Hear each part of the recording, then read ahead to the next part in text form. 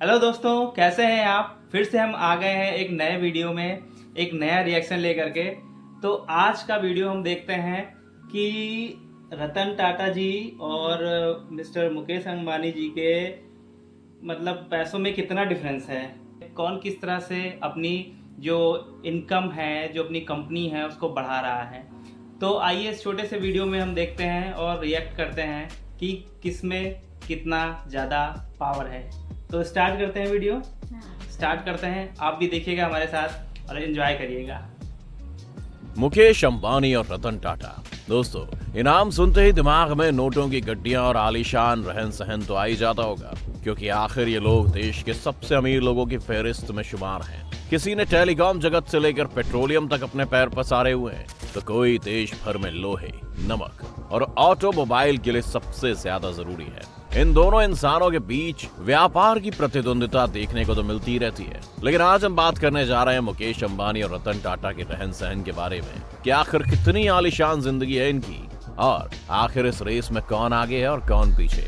तो आप बने रहिए हमारे साथ इस वीडियो के अंत तक। दोस्तों, ये बात तो साफ है कि अमीरी के मामले में मुकेश अंबानी रतन टाटा से आगे हैं, जबकि कंपनीज की बात करें तो दुनिया के दूसरे सबसे महंगे घर के मालिक मुकेश अंबानी के पास 6 कंपनियां हैं। वहीं सिंपल लिविंग पसंद करने वाले रतन टाटा रहते तो सिंपल से बंगले में, लेकिन इनके पास 135 से ज्यादा कंपनियां हैं। रिलायंस इंडस्ट्रीज जहां लिमिटेड सेक्टर में ही काम कर रही है, वहीं टाटा ग्रुप लगभग हर क्षेत्र में काम कर रहा है, जैसे स्टील, केमिकल, आईटी, ऑटोमोबाइल इत्यादि। तभी तो सब्सिडीज कंपनी ज्यादा होने के चलते टाटा कंपनीज का मार्केट कैपिटल रिलायंस कंपनी से ज्यादा ही रहता है। अब आप सोच रहे होंगे कि फिर मुकेश अंबानी रतन टाटा से इतने अमीर कैसे हुए। तो बता दें कि आज एशिया के सबसे अमीर शख्स का टाइटल मुकेश अंबानी के पास है, और उसकी वजह है रतन टाटा की दरियादिली। क्योंकि अगर रतन टाटा अपनी पूरी दौलत अपने हाथ में ले लें तो वो भी बन सकते हैं एशिया के सबसे अमीर इंसान। लेकिन आखिर उन्होंने ऐसा क्यों नहीं किया,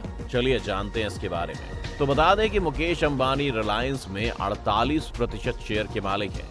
जब लगभग आधे शेयर ही उनके नाम है, तो जाहिर सी बात है कि कंपनी की वैल्यू बढ़ने से आदमी की वैल्यू बढ़ती थी। इसीलिए सितंबर 2020 में मुकेश अंबानी का नेटवर्थ $88 बिलियन हो गया। वहीं रतन टाटा की बात करें तो वो कंपनी में 1% से भी कम शेयर के मालिक हैं, क्योंकि उनकी कंपनी का 66% शेयर उन्हीं की कंपनी के अलग अलग ट्रस्ट, जैसे sir Ratan Tata trust, sir Dorabji trust, Tata education trust जैसी संस्थाओं को डोनेट किया जाता है, जो इंडिया की education, health, livelihood generation, art and culture जैसे अलग अलग सेक्टर्स में काम कर रहे हैं। रतन टाटा अपने फैमिली वैल्यू को आगे बढ़ाते हुए अपनी कंपनी का 2/3 हिस्सा देशवासियों के लिए दान कर रहे हैं। अगर चैरिटी वाले शेयर भी वो अपने नाम कर लें तो वो सिर्फ इंडिया के ही नहीं बल्कि एशिया के भी नंबर 1 रिचेस्ट पर्सन होंगे।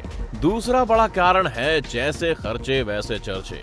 दोनों के पास घर, गाड़ी, पैसा सब कुछ है, लेकिन एक के बड़े हैं खर्चे तो दूसरे के कम होते हैं चर्चे। कहते हैं जो दिखता है वही बिकता है। ऐसा ही कुछ अंबानी के साथ भी है। दुनिया भर में उनके चर्चे हुए जब उन्होंने अपनी बेटी की शादी पर 110 करोड़ रुपए खर्च किए। बीवी को एक नहीं बल्कि 3 बार 1000 स्क्वायर फीट का बंगला, करोड़ों का आलिशान प्राइवेट जेट और कई लग्जरी कार गिफ्ट की हैं, जिनके भी खूब चर्चे हुए थे। मुकेश अंबानी के पास एक स्पेशल याट भी है जो सोलर ग्लास रूफ से बनाई गई है, जिसकी कीमत 700 करोड़ रुपए थी। उसकी तरह ही एक लग्जरी लाइफ जीती हैं नीता अंबानी। और तो और मुकेश अंबानी ने तो अपने नौकरों को भी लग्जरी लाइफस्टाइल की सुविधा दे रखी है। वहीं दूसरी तरफ रतन टाटा जी की बात करें तो वो शुरू से ही सिंपल लाइफस्टाइल पसंद करते रहे। उनका घर काफी सिंपल और एलिगेंट है। वो कोई बड़ा खर्चा नहीं करते। उन्होंने हमेशा अपने पैसों को नए स्टार्टअप में इन्वेस्ट किया है ताकि उनकी कंपनी और देश दोनों आगे बढ़े। उनका टाटा हेल्थ केयर 25 स्टेट्स और यूनियन टेरिटरी में फैल गया है। टाटा ग्रुप सोशल वर्क में भी काफी आगे है। यही कारण है कि मुकेश अंबानी एक सिंपल सा गुलाब भी खरीद ले तो सुर्खियां बन जाता है, जबकि सोशल वर्क में आगे रतन टाटा की समाज सेवा इतनी उजागर नहीं होती, क्योंकि वो खुद काम को छुप छुपा कर रहे हैं। दोनों ही हस्तियों ने अपने काम और मेहनत के दम पर नाम कमाया, लेकिन एक की छोटी से छोटी चीज खबर बन रही है और दूसरा दुनिया की नजरों से छिपते छिपाते बड़े से बड़े काम कर रहा है। तो ऐसे में अपने खर्चे की चर्चा करना वाकई में जरूरी है। क्या सच में इसी की बदौलत आपके चर्चे होते हैं? इसे लेकर आपको क्या लगता है? मुकेश अंबानी या रतन टाटा, किसका शो ऑफ ज्यादा है? कमेंट में हमें जरूर बताएं दोस्तों। चलिए वो अब दिख ही इन रहा है। दो बिजनेसमैन की स्ट्रगल स्टोरी भी आपके साथ शेयर करते हैं। शुरुआत करते हैं टाटा ग्रुप की टेक्सटाइल कंपनी से, जिसकी शुरुआत 21,000 रुपए में की गई थी, जिसका नेटवर्थ आज 5 लाख करोड़ रुपए हो गया है। हालांकि कंपनी को 21,000 से 5 लाख करोड़ तक ले जाने का सफर आसान नहीं था। 1839 में जमशेद जी टाटा का स्ट्रगल 14 साल की उम्र में ही मुंबई से शुरू हो गया था, जहां से ग्रेजुएशन खत्म करते ही उन पर परिवार की जिम्मेदारियां पूरी तरह आ गई थी। फिर परिवार को संभालने के लिए उन्होंने अपनी पाई जोड़कर 21,000 रुपए में टेक्सटाइल का बिजनेस शुरू किया, और जैसे ही वो इस काम में सफल हुए, उन्होंने नागपुर में अपनी पहली टेक्सटाइल मिल शुरू कर दी। इस बिजनेस में उन्हें काफी प्रॉफिट हुआ। फिर उन्होंने 3 ऐसे प्रोजेक्ट शुरू करने का फैसला किया, जिसका फायदा सिर्फ उन्हें नहीं बल्कि पूरे देश को होने वाला था। हालांकि उनका ये सपना वो खुद पूरा होते नहीं देख पाए थे, लेकिन उनके बेटे दोराब जी टाटा उन्हीं के नक्शे कदम पर चल रहे थे। उन्होंने आयरन, स्टील कंपनी और हाइड्रो इलेक्ट्रिक पावर को स्थापित कर पिता का सपना पूरा किया। साथ ही उन्होंने भारत का पहला इंस्टीट्यूट ऑफ साइंस शुरू किया। जब उनका भी देहांत हुआ तो साल 1938 में टाटा ग्रुप की सारी जिम्मेदारी जहांगीर रतन जी दादा भाई टाटा ने ले ली, और उन्होंने अपनी 14 कंपनियों को चलाते हुए कंपनियों का आंकड़ा 14 से 95 कर दिया।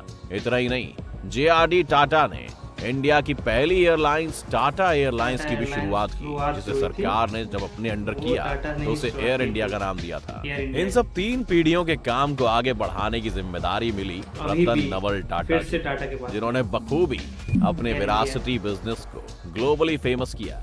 आज देश के बहुत से युवा नागरिक टाटा ग्रुप के साथ काम करना चाहते हैं, तभी तो आज कंपनी का नेटवर्थ 5 लाख करोड़ तक जा पहुंचा है। चलिए अब बात करते हैं मुकेश अंबानी की, जिनकी एक गाड़ी की कीमत में एक नॉर्मल इंसान शानदार बंगला बना लेता है। इनका शानदार घर एंटीलिया में 6 फ्लोर की जो शानदार पार्किंग है, उतने एरिया के बिल्डिंग्स में मुंबई की आधी जनसंख्या रहती है। लेकिन ऐसा शुरू से नहीं था। धीरू भाई अंबानी ने इस नाम और शोहरत को कमाने के लिए कड़ी मेहनत की है। वो विदेश में नौकरी करने के लिए जब गए तो वहां उन्होंने अपनी कमाई जोड़ी और फिर मुंबई में वापस एक चौल में रहने आ गए। जैसे तैसे कर धीरू भाई अंबानी ने लंबे संघर्ष के बाद रिलायंस कमर्शियल कॉरपोरेशन शुरू किया, जो मसालों और यार्न्स में ट्रेंड करता था। जैसे ही उनका ये काम सेट हुआ तो उन्होंने विमल नाम से कपड़ों का बिजनेस शुरू कर दिया। पहले विमल अपने ग्राहकों को लुभाने में फेल हुआ, जिसके बाद उनके स्टॉक में लोगों से इन्वेस्ट करवाने और स्टॉक बेचने का काम भी खुद धीरू भाई अंबानी ने किया। ये वो वक्त था जब लोगों को इन्वेस्टमेंट की कोई जानकारी नहीं होती थी। इसका फायदा कंपनी और इन्वेस्टर्स दोनों को हुआ। कुछ ही सालों में 70,000 का रेवेन्यू साल 2002 में 75,000 करोड़ का हो गया। उनके चल बसने के बाद उनके बेटों ने रिलायंस इंडस्ट्रीज को संभाला। मुकेश और अनिल को बिजनेस बांट दिया गया, लेकिन दोनों के काम करने का तरीका एकदम अलग था। जहां अनिल अंबानी ने कहा कि उनका नेटवर्थ 0 हो गया, वहीं मुकेश अंबानी का नेटवर्थ 9,000 करोड़ डॉलर से भी ज्यादा पहुंच गया है। तो दोस्तों, ये थी भारत की 2 सबसे अमीर इंसानों की कहानी। आपको बतौर इंसान रतन टाटा और मुकेश अंबानी में कौन ज्यादा बेहतर लगता है, हमें कौन। तो दोस्तों, ये था एक short comparison mister Ratan Tata जी के और मिस्टर मुकेश अंबानी के बीच में। आपने देखा कि किसका कितना बड़ा व्यापार है, किसने कहाँ से शुरुआत की थी, किसने कितनी बड़ी कंपनी खड़ी कर दी। आपने देखा कि मिस्टर रतन टाटा जी का शेयर उनकी कंपनी में 1% है और जो अंबानी है उनका 48% है। तो एक जाहिर सी बात है कि अगर अमीरों की लिस्ट देखी जाएगी तो जिनका 48% शेयर है उनका ज़्यादा उनके पास वर्थ होगी, नेटवर्थ होगी, और जिनका 1% है उनका कम होगा। लेकिन अगर वर्ल्ड वाइड देखा जाए कि कंपनीज किसकी ज़्यादा फैली हुई है तो मिस्टर रतन टाटा का बिजनेस बहुत बड़ा है। वो अलग कहा जाए तो एक हम्बल इंसान जो है, ज़मीन से जुड़े हुए इंसान जो है, वो मिस्टर रतन टाटा है। दोनों का सम्मान करता हूँ, मुकेश अंबानी जी का भी सम्मान करता हूँ। उन्होंने भी देश के लिए बहुत कुछ किया और बहुत कुछ कर रहे हैं।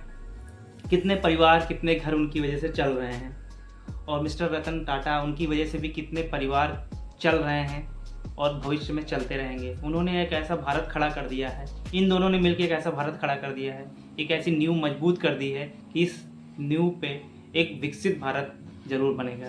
पर रतन टाटा जी हैं जो और लोगों के लिए भी काम करते हैं, वो मतलब ज़्यादा अच्छा लगता है। थोड़ा वो गरीबों के लिए गरीबों के थोड़ा उन्होंने ज़्यादा काम किया है। सोशल वर्क्स हैं, वो ज़्यादा प्रभावी दिखते हैं हमको। लेकिन ये है कि दोनों का ही हाँ, दोनों काम बहुत अच्छा है, दोनों लगे हुए हैं। और अभी मिस्टर रतन टाटा हमारे बीच नहीं हैं, तो इसका हमें बहुत दुख है। एक भारत का नायाब हीरा चला गया, लेकिन हमें ये विश्वास है कि उन्होंने जो नींव तैयार करके दिया है हमको, उस पर एक डेवलप्ड नेशन जरूर बनेगा। इसी शुभकामनाओं के साथ हम ये वीडियो ख़त्म करते हैं, और आगे और भी वीडियोज़ आपके लिए लाते रहेंगे। और ऐसे ही हमारी वीडियोज़ को आप लाइक करिए, सब्सक्राइब करिए और कमेंट करते रहिए, लोगों में शेयर करते रहिए। आज के लिए बस इतना ही, फिर मिलते हैं जल्दी एक नए वीडियो के साथ। तब तक के लिए बाय बाय।